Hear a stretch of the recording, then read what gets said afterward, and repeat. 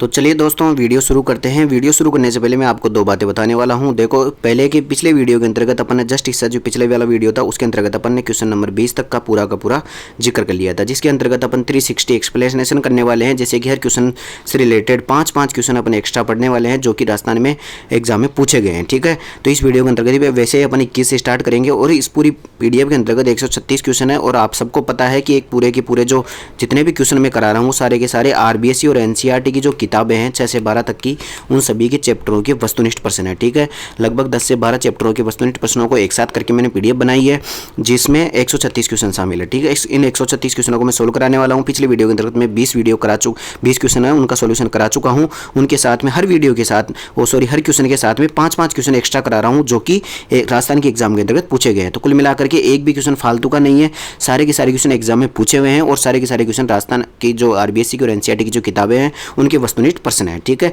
तो अब बिना किसी देरी के अपन वीडियो को स्टार्ट करते हैं। उससे पहले अगर आपने चैनल को सब्सक्राइब नहीं किया तो चैनल को सब्सक्राइब कर लेना। पिछले 20 क्वेश्चन का सोल्यूशन नहीं देखा तो आप जाके देख लेना, पहले इस वीडियो को पूरा देख जाओ, उसके बाद में 20 क्वेश्चन का सोल्यूशन देख लेना। ठीक है, और चैनल को सब्सक्राइब नहीं किया तो कर लेना। अब बिना किसी टाइम खराबी के स्टार्ट करते हैं आज का क्वेश्चन नंबर 21। राजस्थान में आज का तो क्वेश्चन नंबर 1 है, लेकिन पिछले 20 क्वेश्चन हो चुके हैं, इस कारण से आज का क्वेश्चन नंबर है 21। ठीक है, तो क्वेश्चन नंबर 21 कह रहा है राजस्थान में कहाँ पर प्रसिद्ध मीनाकारी गहने पाए जाते हैं। तो राजस्थान में सबसे ज़्यादा जो मीनाकारी प्रसिद्ध है वो जयपुर की प्रसिद्ध है। ठीक है, कहाँ की प्रसिद्ध है? जयपुर की प्रसिद्ध है। ठीक है, इसके साथ में आपको देखो एग्जाम में ऐसे ही पूछता है मीनाकारी कहाँ की प्रसिद्ध है, मीनाकारी कला जो है वो कहाँ की प्रसिद्ध है, तो जयपुर की प्रसिद्ध है। इसके अलावा एक पूछता है कि कोफ्तागिरी कहाँ की प्रसिद्ध है, तो वो भी जयपुर की प्रसिद्ध है। कहाँ की प्रसिद्ध है? जयपुर की प्रसिद्ध है। लेकिन आपको ध्यान रखना है कि अभी कोफ्तागिरी में हाल ही में 2024 में जो कोफ्तागिरी थी उसमें किसको GI टैग मिला है? कोफ्तागिरी का GI टैग मिला है किसको? उदयपुर को। ठीक है, उसको ध्यान रख लेना। GI टैग तो उदयपुर को मिला है, लेकिन कोफ्तागिरी कहाँ की प्रसिद्ध है? जयपुर की प्रसिद्ध है। ठीक है, इतना याद कर लिया। इसके बाद में जयपुर की देखो एक चीज़ और प्रसिद्ध है जो कि एग्जाम में बहुत ज़्यादा पूछी जाती है। कौन सी? Blue pottery. ठीक है, ब्लू पोट्री आपको याद रख लेना। ब्लू पोट्री कहाँ की प्रसिद्ध है? तो ये जयपुर की प्रसिद्ध है, ये भी याद रख लेना। इसके बाद में आगे बढ़ते हैं अपन क्वेश्चन नंबर 22 की ओर। क्वेश्चन नंबर 22 क्या कह रहा है कि राजस्थान का सर्वाधिक आर्द्र स्थान कौन सा है? आर्द्र का मतलब क्या होता है कि स्थान पूछ रहा है। देखो, आर्द्र का मतलब जहाँ पर सबसे ज़्यादा बरसात होती है। ठीक है, तो सबसे ज़्यादा आर्द्र स्थान है माउंट आबू। ठीक है, एग्जाम में यही कंफ्यूज करता है। एक तो पूछता है वो सबसे ज़्यादा बारिश कौन से जिले में होती है, सबसे ज़्यादा बरसात कौन से जिले में होती है, और एक पूछा जाता है राजस्थान में सर्वाधिक कौन से स्थान पर बरसात होती है। एक तो जिला पूछता है और एक स्थान पूछता है। तो जब भी आपको सर्वाधिक बरसात का जिला पूछे तो आपको झालावाड़ आंसर देना है। ठीक है, कंफ्यूज मत होना, सिरोही मत देना, झालावाड़ होता है जिला तो। ठीक है, और इसके अलावा स्थान पूछे तो वो कौन सा हो जाएगा? माउंट आबू हो जाएगा। कौन सा हो जाएगा? माउंट आबू हो जाएगा। ठीक है, तो सर्वाधिक आर्द्र स्थान तो कौन सा हो गया? माउंट आबू, और जिला पूछे तो झालावाड़। ठीक है, इतना याद रख लेना। इसके बाद में अगर बात करें अपन तो इनमें एक ऑप्शन में जैसलमेर भी दे रखा है, तो यहाँ पर सबसे ज़्यादा कम बरसात होती है, यानी कि सबसे ज़्यादा जो बरसात में अनियमितता पाई जाती है, अनियमितता पाई जाती है, यानी कभी कभी बरसात होती है कभी कभी नहीं होती है, तो जैसलमेर में होती है। ठीक है, इतना याद रख लेना।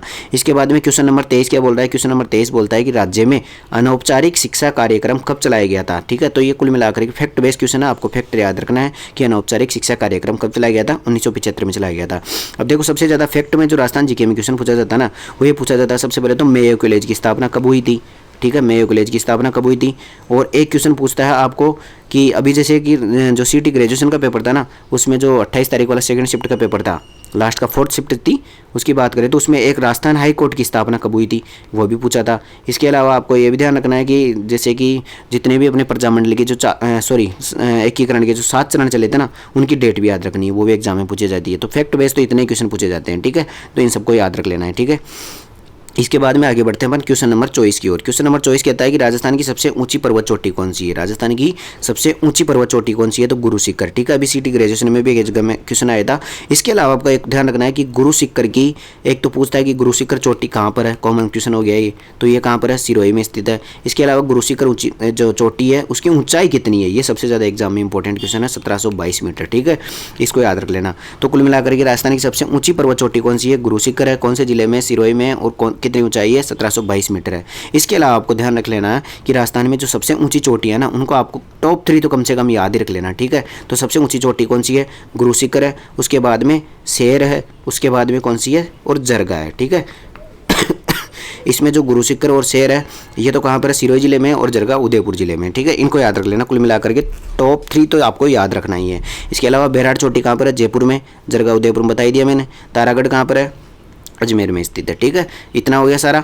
अब इसके बाद में आगे बढ़ते हैं क्वेश्चन नंबर 25 की ओर। अभी तक चैनल को सब्सक्राइब नहीं किया तो चैनल को सब्सक्राइब कर दो। जितने भी क्वेश्चन कराऊंगा वो सारे के सारे आरबीएससी और एनसीईआरटी के वस्तुनिष्ठ प्रश्न है। ठीक है, ज़्यादा बोलने की जरूरत नहीं है। आने वाली जो एग्जाम है, जैसे कि पशु परिचर का एग्जाम है, इसके अलावा सीईटी 10+2 का एग्जाम है, इसके अलावा अपना आरएस एग्जाम आएगा, फिर पटवारी एग्जाम आएगा, फिर वीडियो एग्जाम आएगा, सबके अंतर्गत जो राजस्थान जीके के क्वेश्चन आते हैं और राजस्थान के जीके के क्वेश्चन, एक भी क्वेश्चन अपने यहाँ से बाहर नहीं जाएगा। ठीक है, केवल 1-2 क्वेश्चन जो नए बनाता है एग्जामिनर वही आ सकते हैं। इसके अलावा अपने को कौन से पूरे 100 क्वेश्चन पर सिलेक्शन हो रहा है, अपने को तो 70% क्वेश्चन पर सिलेक्शन हो जाता है, तो यहाँ से 95% तो यहीं से क्वेश्चन मिल जाते हैं अपने।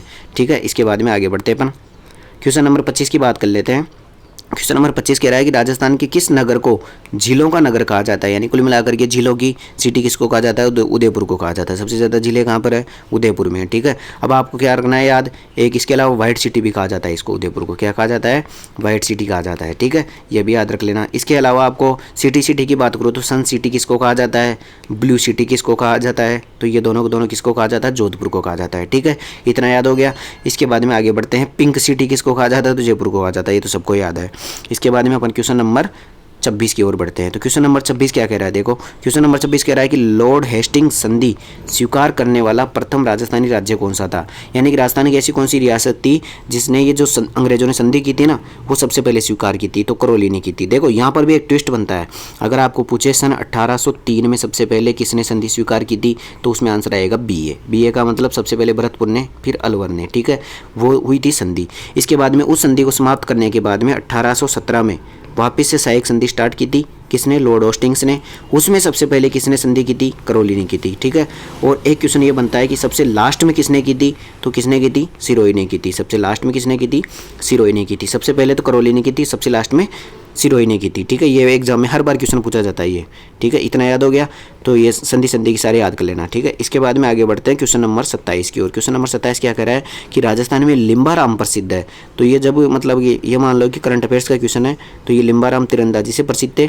अपने को वर्तमान में पेरिस ओलंपिक और पेरिस पैरा ओलंपिक, इन दोनों को याद कर लेना है। साथ में इनमें जो राजस्थान के खिलाड़ी थे उनका वो बहुत ज़्यादा इंपॉर्टेंट है, उनको याद कर लेना। पेरिस में तो राजस्थान का कोई खिलाड़ी नहीं था मेडल लाने में, लेकिन पेरिस जो पैरा ओलंपिक था उसमें राजस्थान के खिलाड़ियों ने भी मेडल लाए थे या भाग लिया था, उन सबको आपको याद करके जाना है करंट के हिसाब से। ठीक है, इसके बाद में आगे बढ़ते हैं अपन, धौलपुर पावर परियोजना आधारित होगी, तो ये गैस से आधारित होगी। अभी एग्जाम में पूछ भी लिया था, सीईटी ग्रेजुएशन का जो पेपर था 28 सितंबर वाला, चौथी शिफ्ट यानी कि जो सेकंड शिफ्ट थी 28 तारीख की, उसमें पूछा था कि धौलपुर पावर परियोजना किससे संबंधित है, तो गैस से संबंधित है। ठीक है, अब देखो गैस से संबंधित आपको बता देता हूँ, राजस्थान में सबसे पहले गैस से संबंधित पहली परियोजना केंद्र की सरकार के द्वारा तो अंताबारा में चलाई गई थी। कहाँ पर चलाई गई थी, अंताबारा में चलाई गई थी।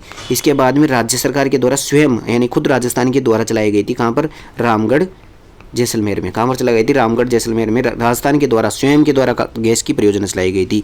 और जो ये धौलपुर पावर परियोजना है ये भी गैस आधारित परियोजना है। ठीक है, ये दोनों एग्जाम में क्वेश्चन पूछे हुए हैं। अब आगे बढ़ते हैं अपन, तो हाँ एक देखो एक यहाँ से क्वेश्चन बनता है, अभी सीईटी ग्रेजुएशन में पूछा था कि राजस्थान में कौन सा प्रकार का कोयला पाया जाता है, तो आपको ध्यान रखना है लिग्नाइट कोयला पाया जाता है। कौन सा कोयला पाया जाता है, लिग्नाइट कोयला पाया जाता है। ठीक है, इसके बाद में आगे बढ़ते हैं अपन क्वेश्चन नंबर 29 की ओर। राजस्थान के किस तीरंदाज को अर्जुन पुरस्कार दिया गया, तो वही है श्यामलाल मीणा और लिम्बाराम, इन दोनों को करंट अफेयर्स के हिसाब से कौन सा अर्जुन पुरस्कार दिया गया था। अपने को तो मेन याद रखना है कौन सा, ओलंपिक याद रखने दोनों के दोनों, पेरिस ओलंपिक। ठीक है, पेरिस ओलंपिक और पेरिस पैरा ओलंपिक दोनों में ही राजस्थान का योगदान याद कर लेना है। ठीक है, इसके बाद में क्वेश्चन नंबर 30 क्या बोल रहा है कि 2.5 दिन का झोपड़ा कहाँ स्थित है, तो 2.5 दिन का झोपड़ा कहाँ पर स्थित है, अजमेर में स्थित है। कहाँ पर स्थित है, अजमेर में स्थित है। अब देखो 2.5 दिन के झोपड़े से क्वेश्चन ये भी बनता है कि पीर पंजाब शाह का उर्स कहाँ पर लगता है। पीर पंजाब शाह का उर्स का मतलब वही मेला, पीर पंजाब शाह का उर्स कहाँ पर लगता है, तो 2.5 दिन के झोपड़े अजमेर में ही लगता है। ठीक है, इतना याद कर लेना, एक क्वेश्चन तो ये है। इसके अलावा एक क्वेश्चन आ जाता है कि इस राजस्थान की सबसे जो पहली इमारत थी वो 2.5 दिन का झोपड़ा ही थी, एक क्वेश्चन ये बना हुआ है। इसके अलावा ये पूछा जाता है कि 2.5 दिन का झोपड़ा किसकी जगह बना हुआ है, तो पहले यहाँ पर एक संस्कृत पाठशाला थी, संस्कृत जो विद्यालय था उसकी जगह बना हुआ है। ठीक है, संस्कृत विद्यालय की जगह कौन सा बना हुआ है, 2.5 दिन का झोपड़ा बना हुआ है। ठीक है, और ये जो संस्कृत पाठशाला थी इसको तोड़वा कर किसने बनाया था, तो ये कुतुबुद्दीन ने बनवाया था। किसने बनवाया था, कुतुबुद्दीन ने बनवाया था तोड़वा करके। ठीक है, और एक क्वेश्चन पूछा जाता है कि जो संस्कृत पाठशाला थी इस पर कौन से नाटक का उल्लेख है, तो हरिकेली नाटक होता है, एक हरिकेली नाटक कौन सा है, हरिकेली नाटक।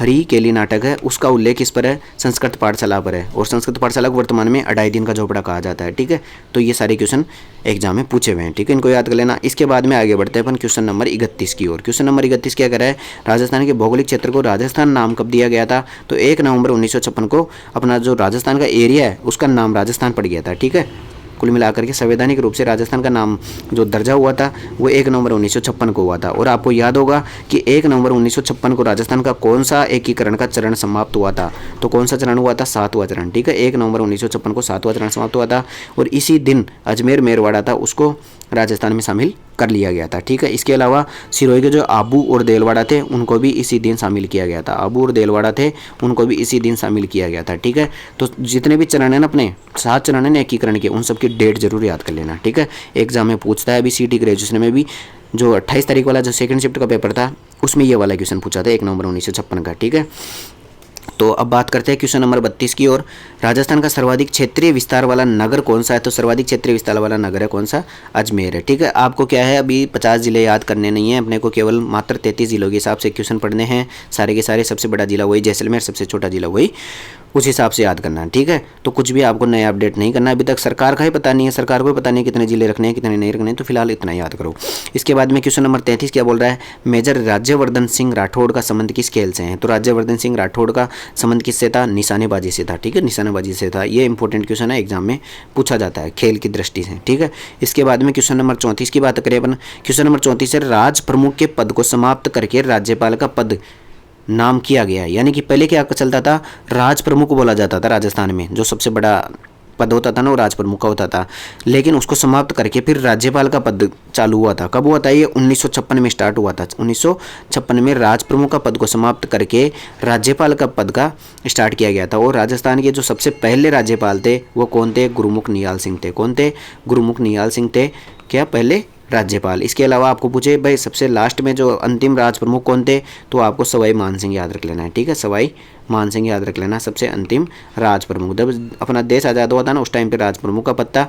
अब 1947 में उस टाइम पे कौन थे, एकमात्र स्वतंत्र भारत के राज प्रमुख थे कौन, सवाई मान सिंह। ठीक है, राजस्थान के। ठीक है, इसके बाद में आगे बढ़ते हैं अपन क्वेश्चन नंबर 35 की ओर। राजस्थान के सबसे निकट कौन सा बंदरगाह है, देखो राजस्थान में तो वैसे कोई सा बंदरगाह नहीं है, लेकिन राजस्थान के सबसे निकट कौन सा बंदरगाह है, तो वो कांडला बंदरगाह है। कौन सा बंदरगाह है, कांडला बंदरगाह है। तो एक क्वेश्चन तो ये बनता है कि कांडला बंदरगाह कहाँ पर स्थित है, तो ये गुजरात में स्थित है। ठीक है, कांडला बंदरगाह कहाँ पर स्थित है, गुजरात में स्थित है। ठीक है, जहाज़ों के लिए प्रसिद्ध है ये।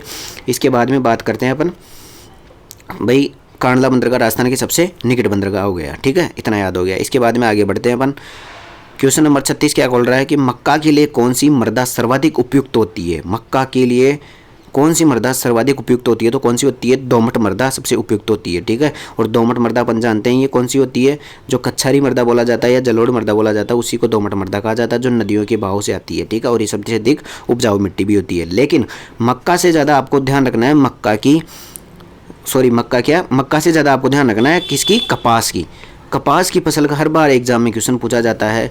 तो कपास कौन सी है, काली मृदा। ठीक है, कपास के लिए कपास कैसे काली मृदा, ये सबसे ज़्यादा इंपॉर्टेंट है। कपास के लिए कौन सी मिट्टी चाहिए, काली मृदा चाहिए, काली मिट्टी चाहिए। ठीक है, सबसे ज़्यादा एग्जाम में ये पूछा जाता है। इसके बाद में आगे बात करते हैं अपन क्वेश्चन नंबर 37 की ओर। क्वेश्चन नंबर 37 वही राजस्थान की सर्वोच्च पर्वत शिखर कौन सा है, तो गुरु शिखर है। ठीक है, ये तो अपने को याद हो ही गया। इसके बाद में अचलगढ़ कहाँ पर है, सिरोही में है। कुंभलगढ़ राजसमंद में है। गुरु शिखर अपने सिरोही में है और शेर भी सिरोही में है। ठीक है, चोटियाँ याद रख लेना आप तो भाई कौन सी जिले में है। ठीक है, इसके बाद में बात करते हैं राजस्थान में पाई जाने वाली ताम्र पाषाण संस्कृति कौन सी है, तो वैसे तो इसमें दोनों को मान रखा है, आर्य संस्कृति को मान रखा है, कालीबंगा को मान रखता है।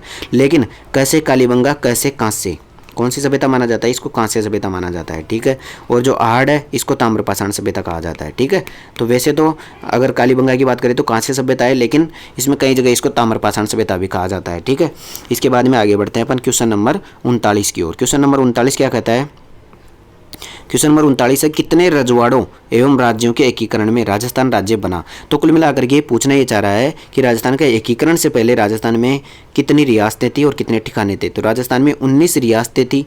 ठीक है, और 3 ठिकाने थे। कितने ठिकाने थे, 3 ठिकाने थे और 19 रियासतें थी। ठीक है, अभी जो सीटी ग्रेजुएशन का पेपर था उसमें पूछा था रियासतें, राजस्थान में जो एकीकरण हुआ था उससे पहले कितनी रियासतें थी, तो 19 रियासतें थी और 3 ठिकाने थे। अब 3 ठिकानों के आपको नाम याद रख लेना है, कौन कौन सा है। एक तो लावा है। ठीक है, एक तो कौन सा है, लावा है। इसके अलावा एक निमराना है। ठीक है। एक कौन सा निमराना है और एक है कुशलगढ़। कौन सा है? कुशलगढ़, ठीक है। अगर बात करें अपन लावा की बात करें तो ये टोंक जिले में, कौन से जिले में? टोंक जिले में। इसके बाद निमराना की बात करें तो ये कौन से? अलवर जिले में। और कुशलगढ़ कहाँ पर है? बांसवाड़ा में। तो 3 ठिकाने और 19 रियासतें, 3 ठिकाने और 19 रियासतें आपको याद रख लेनी है, ठीक है। इसके बाद में आगे बढ़ते हैं अपन। भाई रातानाडा हवाई अड्डा कहाँ पर स्थित है? रातानाडा हवाई अड्डा कहाँ पर स्थित है? तो ये जोधपुर में स्थित है। ये थोड़ी मिसप्रिंट है यहाँ पर, मतलब थोड़ा सा जोधपुर सही नहीं लिखा हुआ है, इसको याद कर लेना। तो जोधपुर में स्थित है रातानाडा हवाई अड्डा। अब देखो राजस्थान में ज़्यादा हवाई अड्डे नहीं है, 8-10 हवाई अड्डे हैं, उनको आपको ढंग से याद कर लेना भाई कौन सा हवाई अड्डा कहाँ पर है। और अंतर्राष्ट्रीय सबसे ज़्यादा बिजी हवाई अड्डा कौन सा? सांगानेर हवाई अड्डा है। तो रातानाडा हवाई अड्डा कहाँ पर है? जोधपुर में स्थित है। सारे के सारे हवाई अड्डे याद रखने हैं आपको। ये भी याद रखना है कौन सा सैन्य हवाई अड्डा है और कौन सा नगरीय हवाई अड्डा, मतलब कि सामान्य जनसंख्या निवास, मतलब जहाँ पर आ जा सकती है उसको अपन नगरीय हवाई अड्डा बोलते हैं। और जहाँ पर सेना का मतलब आना जाना रहता है वहाँ पर सैन्य हवाई अड्डा होता है, ठीक है। तो उन सबको आपको याद कर लेना है। तो इस वीडियो के अंतर्गत अपन ने टोटल 20 क्वेश्चन अभी तक बात कर लिए। 20 क्वेश्चन के साथ में हर क्वेश्चन के साथ में 3 से 4 या 4 से 5 क्वेश्चन अपन ने एक्स्ट्रा में बात किए जो कि एग्जाम में पूछे गए क्वेश्चन है, ठीक है। अब इस वीडियो के अंतर्गत इतना ही रखते हैं। वीडियो ज़्यादा लंबा हो जाएगा तो फिर वही बच्चे पूरा स्किप कर देते हैं, पूरा नहीं देख पाते हैं। तो अगले वीडियो के अंतर्गत अपन आगे के, अब थोड़ा सा वीडियो थोड़ा बड़ा बनाऊंगा तो उसके अंतर्गत अपन ने लगभग 30 से 40 क्वेश्चन एक साथ करने वाले हैं, ठीक है। आप सबको पता है कि टोटल 136 क्वेश्चन की PDF है जिसमें आपके लगभग 10 से 12 चैप्टर क्लियर हो जाएंगे, 6 से 12 तक की किताबों के, ठीक है। तो इन सबको आपको ढंग से याद कर लेना है। इनकी PDF भी आपको इसी चैनल पर उपलब्ध करा दूंगा, उसकी जानकारी आपको दे दी जाएगी, ठीक है। तो अभी तक आपने चैनल को सब्सक्राइब नहीं किया तो चैनल को सब्सक्राइब जरूर कर लेना, ठीक है। सब्सक्राइब जरूर कर लेना। अगर पिछले वीडियो के आपने 20 क्वेश्चन नहीं देखे तो उनको भी देख लेना। इसके अलावा मैंने CET ग्रेजुएशन से पहले बहुत सारे चैप्टरों के 6 से 12 तक के बहुत सारे चैप्टरों का सॉल्यूशन करा रखा है। उनकी सबकी प्लेलिस्ट भी बना रखी है मैंने, उन सब में जाकर के आपको सब वीडियो को देख लेना है, ठीक है। तो आपका राजस्थान GK का एक भी क्वेश्चन आपको बाहर नहीं जाएगा, ठीक है।